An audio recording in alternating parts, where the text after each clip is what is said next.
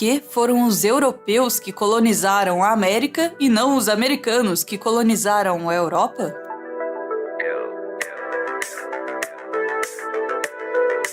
No final do século XV, o mundo começou a virar um grande tabuleiro de War, aquele jogo em que o objetivo é conquistar os territórios dos oponentes. Bom, os impérios e reinos europeus eram muito bons nesse War da vida real. Embora o continente europeu represente apenas 7% da massa continental do nosso planeta, mais de 80% da Terra já esteve de alguma forma sob domínio dos europeus. É como se os povos europeus tivessem começado o jogo com uma trapaça.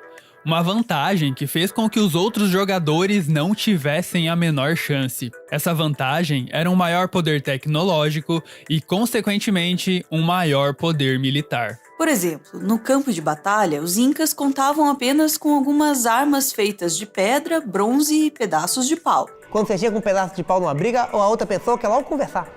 É a arma do diálogo. A arma do diálogo dos incas não foi suficiente para dialogar com os espanhóis, que contavam com um exército que portava espadas afiadas, armaduras de metal e até armas de fogo. Esse desequilíbrio tecnológico foi decisivo em inúmeros outros confrontos, em que pouco mais de uma centena de soldados europeus conseguiram vencer milhares ou até mesmo dezenas de milhares de nativos americanos. Mas você já se perguntou por que não foram os indígenas americanos que cruzaram o Atlântico para dizimar, escravizar e dominar os povos europeus? Por que é que as coisas aconteceram como elas aconteceram? Não sei. Só sei que foi assim.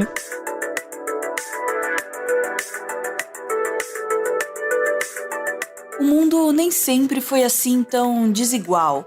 Até o fim da última era do gelo, há cerca de 12 mil anos, todos os humanos de todos os continentes eram caçadores-coletores. Certamente não daria para cravar um grande favorito em uma briga entre caçadores-coletores americanos e europeus. Mas aí, há 12 mil anos, surgiu a agricultura, o pontapé inicial não só para o surgimento das grandes civilizações, mas também da desigualdade tecnológica entre elas. A agricultura parece ter surgido de maneira independente em pelo menos 8 lugares diferentes espalhados pelas Américas, África, Europa, Ásia e Oceania. Foram poucos os povos que desenvolveram a agricultura, porque ao contrário do que o ex-senador Requião pensa, não é toda planta que dá para comer, não.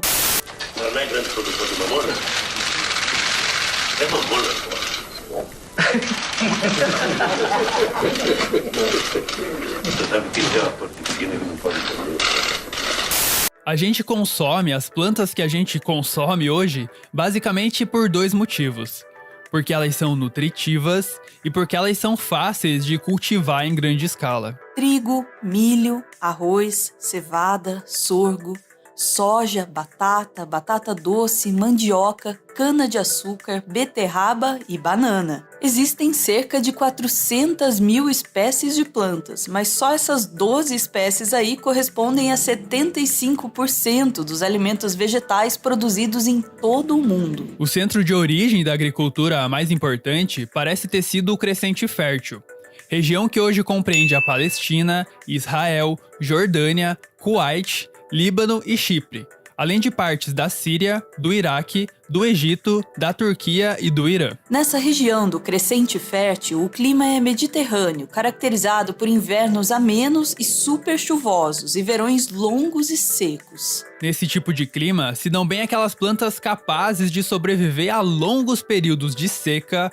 e que crescem rápido durante o período chuvoso. Uma das estratégias utilizadas por essas plantas é investir energia na produção de sementes super nutritivas, que vão dar energia para o embrião que está dentro da semente, para ele resistir à seca e conseguir germinar quando chegarem as chuvas de inverno. Foram justamente essas plantas com sementes grandes e nutritivas que chamaram a atenção dos primeiros agricultores do Crescente Fértil. Foi lá que leguminosas que produzem sementes ricas em proteínas e carboidratos, como a ervilha e o tremoço, foram primeiramente domesticadas. Também foi no Crescente Fértil que surgiu nada mais, nada menos que o cereal mais importante do mundo, o trigo. O trigo tem duas enormes vantagens em relação às outras espécies de plantas. Além de produzir sementes grandes com um alto teor de proteína, um pé de trigo consegue produzir muitas sementes mesmo quando precisa competir com outros pés de trigo por água, nutrientes e luz do sol. Ou seja, é relativamente muito fácil cultivar grandes quantidades de trigo numa mesma área. Os povos americanos conseguiram domesticar mais ou menos na mesma época plantas que também são bem nutritivas, como o milho, a batata e o feijão. Mas nenhum desses alimentos possui aquelas mesmas vantagens agrícolas e nutricionais do trigo. Além disso, o cultivo de alimentos em grande escala requer bastante adubo e um cuidado maior com a aragem do solo. Essa foi outra vantagem dos primeiros agricultores do Crescente Fértil.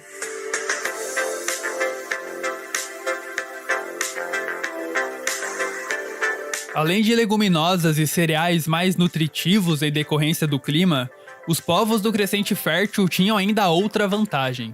Foi lá que porcos, vacas, cabras e ovelhas foram domesticados. Esses mamíferos são até hoje os 4 principais animais de produção. Esses animais fornecem carne, leite e tecido, e ainda aumentam a produção agrícola. É que, além de servirem como animais de tração que puxam arados, os estercos desses animais funcionam como poderosos adubos capazes de transformar terras inférteis em campos produtivos. Já os povos americanos conseguiram domesticar apenas 2 espécies grandes de mamíferos, a lhama e a alpaca.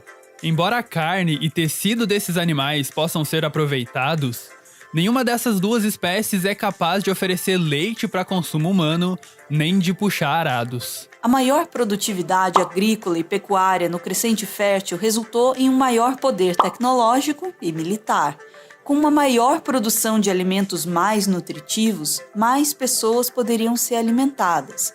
O excedente agrícola alimentava não só mais agricultores, mas também escribas que desenvolviam sistemas de escrita, artesãos que produziam ferramentas, armaduras e armas de aço, sacerdotes que forneciam justificativas e motivações religiosas para a conquista de outros povos e, claro, uma legião de soldados profissionais. A região onde estava localizado o Crescente Fértil não facilitava apenas o surgimento dessas tecnologias, mas também a expansão delas para outros lugares. Locais que estão em uma mesma latitude costumam ter um ambiente parecido, compartilhando mais ou menos o mesmo clima e as mesmas espécies de plantas e animais. O eixo leste-oeste da Eurásia é bem maior que o eixo norte-sul, ou seja, os ambientes desses continentes não variam tanto quanto na América, onde o eixo norte-sul é gigantesco e o eixo leste-oeste é mais achatado.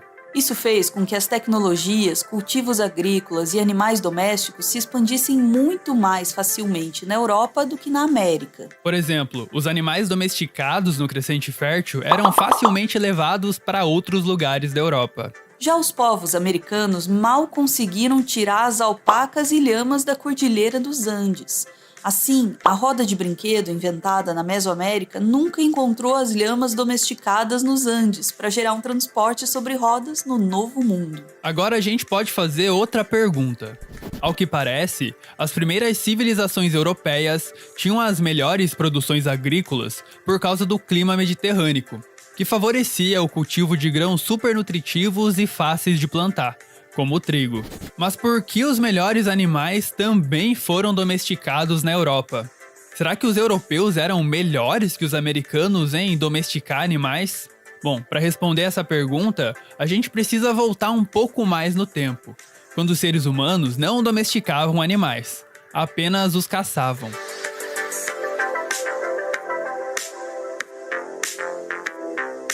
Animais domésticos não surgem assim do nada. Eles passam por um longo processo evolutivo que envolve desde características comportamentais, como uma menor agressividade, até características físicas úteis para o ser humano, como uma maior produção de carne, leite ou lã.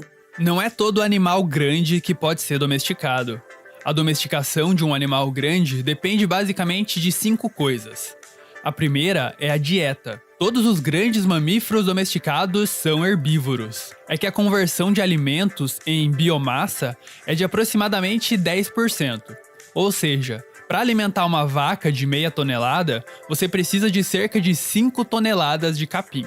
Mas para alimentar um carnívoro de 200 quilos, como um leão, por exemplo, você precisaria de 2 toneladas de zebras alimentadas à base de 20 toneladas de capim. Ou seja, é muito mais fácil e econômico criar um herbívoro do que um carnívoro. Além disso, o herbívoro não pode ter uma dieta muito restrita. Seria praticamente impossível domesticar um panda, por exemplo, que come quase só bambu. A segunda característica que um animal domesticável tem que ter é crescer rápido. É por isso que os elefantes não foram domesticados, apenas amansados, porque demoram uns 10 anos até que eles cheguem à vida adulta. A terceira característica é que o animal não deve ser muito tímido. Ele tem que conseguir se reproduzir na presença de humanos. Apesar de décadas de tentativas, os guepardos nunca foram domesticados porque eles odeiam um voyeurismo. A quarta característica é talvez a mais óbvia, a docilidade. É difícil domesticar um urso cinzento, por exemplo, que mataria você, sua família e seus vizinhos assim que ele chegasse à idade adulta. E por fim, mas não menos importante, o animal deve andar em bando e respeitar algum tipo de hierarquia social, porque assim os humanos podem assumir o status de dominante dentro dessa hierarquia. Isso responde parte da nossa pergunta. A Europa tinha os melhores animais domésticos porque é lá que estavam os grandes mamíferos mais facilmente domesticáveis. Na verdade, eles foram domesticados na parte do crescente fértil, onde hoje é o sudoeste da Ásia, mas por causa daquela questão da latitude, foram facilmente transportados por quase toda a Europa. Tá, mas por que os animais mais fáceis de domesticar estavam na Eurásia e não nas Américas?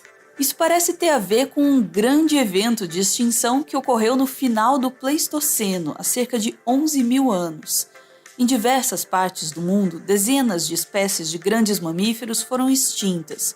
Por isso, esse evento é chamado de Grande Extinção da Megafauna. A grande extinção da megafauna tem duas principais causas: alterações climáticas e chegada dos primeiros seres humanos. Em algumas regiões, como na Europa, essas extinções parecem ter sido causadas principalmente por alterações climáticas. Já em outras regiões, como nas Américas, há indícios de que os seres humanos é que foram os principais responsáveis pelas extinções, ao caçarem os animais até o último exemplar de cada espécie. As extinções causadas por humanos foram muito maiores que as causadas pelas alterações climáticas. Por isso, as Américas levaram a pior em relação à Eurásia. A Eurásia perdeu cerca de 37% dos grandes mamíferos. Já aqui nas Américas, cerca de 80% dos grandes mamíferos foram extintos nesse evento, mais que o dobro da Eurásia. Então não é que os indígenas americanos eram piores que os europeus em domesticar os animais. É que por causa da grande extinção da megafauna, os europeus herdaram mais espécies domesticáveis. Essas espécies domesticáveis, além de aumentarem a produtividade agropecuária, também ajudaram os europeus, dando a eles a mais letal das armas utilizadas durante o período de colonização.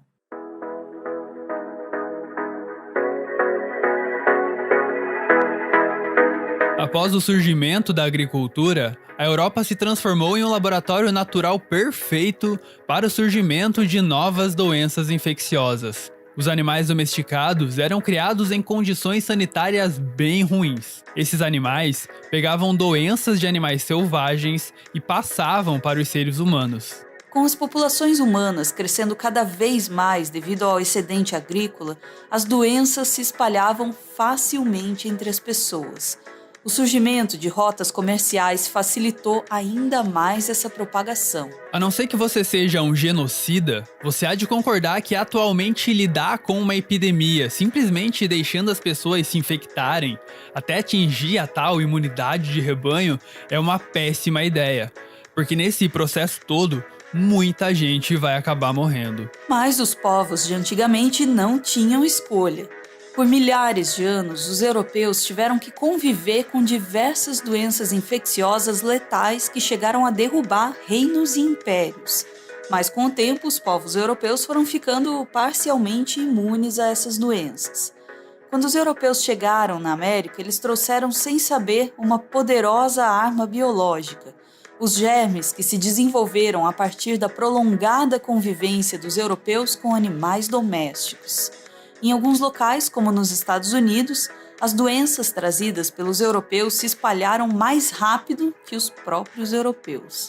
Isolados durante milhares de anos, os indígenas americanos não tinham nenhum tipo de imunidade contra esses germes trazidos do Velho Mundo. Segundo algumas estimativas, 95% dos indígenas americanos morreram por causa de doenças trazidas por europeus, como varíola, sarampo e varicela. Foi inclusive uma epidemia de varíola que matou o imperador Inca e o herdeiro dele em 1525, provocando uma disputa pelo trono e uma guerra civil entre os Incas. Essa divisão do Império Inca facilitou bastante as coisas para o lado dos espanhóis. Algumas nações ainda contam histórias que glorificam grandes generais. Mas a verdade é que os vencedores das guerras passadas nem sempre foram os exércitos com os melhores generais e as melhores armas, mas sim aqueles que simplesmente carregavam os piores germes para transmitir aos inimigos.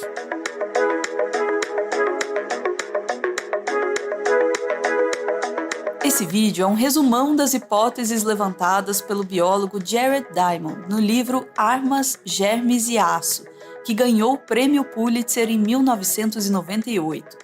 Logo que o livro foi lançado, ele recebeu diversas críticas, principalmente de historiadores e sociólogos. Alguns acusaram Diamond de ser um determinista geográfico, dizendo que não se pode resumir a história da humanidade em simples diferenças geográficas. Diamond em nenhum momento disse que as variações ambientais entre os continentes eram capazes de explicar toda a história da humanidade, mas ele critica historiadores e sociólogos que ignoram completamente o papel de fatores ambientais que podem ter influenciado o rumo tomado pelas diferentes sociedades humanas. Outros dizem que as explicações propostas por Diamond são eurocentristas, usadas para justificar a dominação dos povos indígenas pelos europeus. Já Diamond se defende ressaltando a importância de se compreender as causas dessas dominações. Para Diamond, essa compreensão deve ser usada não para justificar o extermínio de povos indígenas, mas para impedir que isso aconteça novamente. Quão diferente seria o nosso planeta se os indígenas americanos é que tivessem herdado os melhores cultivos, os melhores animais domésticos e os piores germes? A gente jamais vai saber a resposta para essa pergunta. Mas pensar sobre isso nos faz lembrar que a história humana influencia e é influenciada pela história de outras espécies. Nós também fazemos parte da grande história da vida na Terra.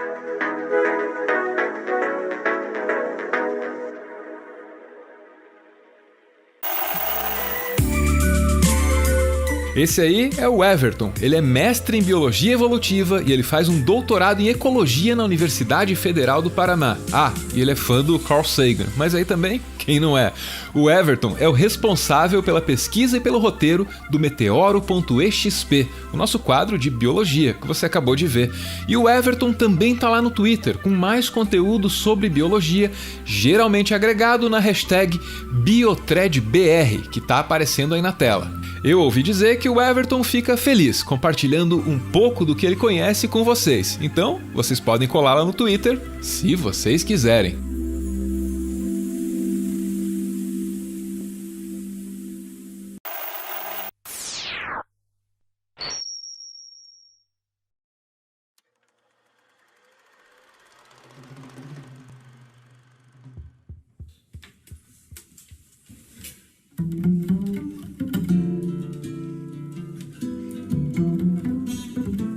É com muito orgulho que esse humilde canal anuncia a sua própria mostra de cinema.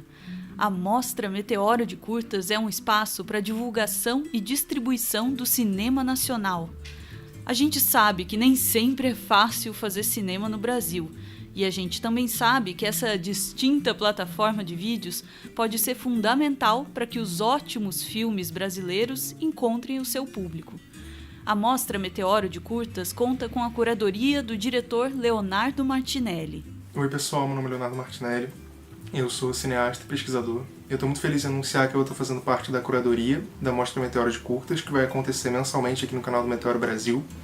É muito importante a gente ter esse espaço para lançar, debater e discutir o curta-metragem nacional, que é um formato de filme que muitas vezes não tem a visibilidade que merece, especialmente na internet. Eu estou muito animado para logo começar a compartilhar esses ótimos filmes com vocês, que vão vir de cineastas emergentes de todo o Brasil. Os filmes selecionados serão exibidos sempre no último sábado de cada mês, às 19 horas. Na sequência, a gente bate um papo ao vivo com as diretoras ou diretores. É claro que tanto os filmes quanto essas conversas ficam disponíveis aqui no Meteoro para você ver quando você quiser, se você quiser.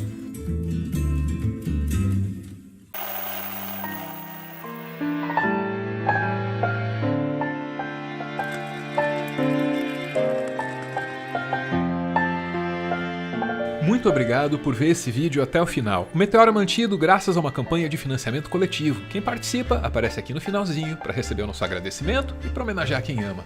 Hoje a gente está vendo aí a Isabela, acompanhada do Matheus, que ganha dela a mensagem que segue. Meu amor, nesse mês de junho faz 6 anos que decidimos caminhar de mãos dadas e desbravar o mundo juntos. Então resolvi fazer essa surpresa e declarar meu amor por você em um dos nossos canais favoritos. Valeu! Obrigada por ter me apresentado ao Meteoro e a tantas coisas boas dessa vida. A vida é boa com você ao meu lado. Te amo muito. Beijo, gente. Valeu!